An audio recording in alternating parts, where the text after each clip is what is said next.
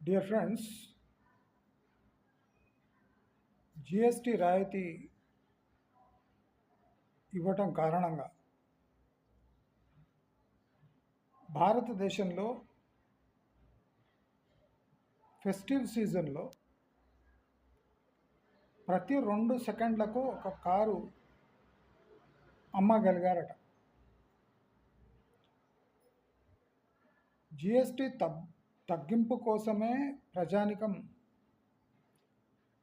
బ్రతికి ఉన్నారేమో అన్నట్టుగా కారు అమ్మకాలు జరిగాయి. కారు అమ్మకాలు అంటే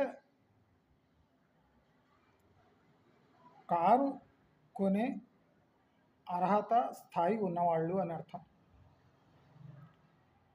దాంట్లో బహుశా కొన్ని ట్యాక్సీ కార్లు కూడా అమ్ముడు పోయి ఉండొచ్చు. కానీ మనం గమనిస్తే ప్రతి 2 నిమిషాలకి ఒక కారు అమ్ముడు పోయింది అంటే ఈ జిఎస్టి ప్రభావం ఒకటైతే, కారు కొనాలనే కాంక్ష ఉన్నవాళ్ళు ఇంతమంది ఉన్నారు అని అర్థం. అయితే దీంట్లో గమ్మత్తు ఏమంటే 2 సెకండ్లకు ఒక కారు అమ్ముడు పోయిన దేశంలో ప్రభుత్వాలు ప్రజలపై జాలిపడి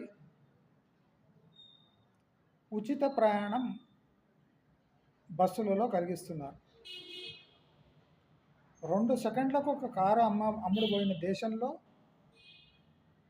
ప్రభుత్వాలు ప్రజల దగ్గర బస్సుకు సరిపడా డబ్బు కూడా లేదేమో అనుకొని వాళ్లకు ఉచిత బస్సు ప్రయాణం కలిగించడం విడ్డూరంగా ఉంది. అంటే కారు ఎక్కే స్థాయి ఉన్న, కారు కొనుక్కున్న మీరు ఉచితంగా ప్రభుత్వ వాహనాల్లో రాష్ట్రంలో ఎక్కడైనా ప్రయాణించవచ్చు. ఇది పేదలకు కాకుండా ధనిక వర్గాలకు కూడా ఎంతో ఊతనిచ్చే స్కీమ్గా మారుతుంది. ప్రభుత్వం ఒక్కసారి దృష్టి మరల్చి ఈ లబ్ధిదారుల గురించి ఒక రీసెర్చ్ చేసి ప్రజలు అంత దయనీయ స్థితిలో ఉన్నారా లేదా అని ఒకసారి అంచనా వేసుకోవాల్సిందిగా నేను కోరుతున్నాను.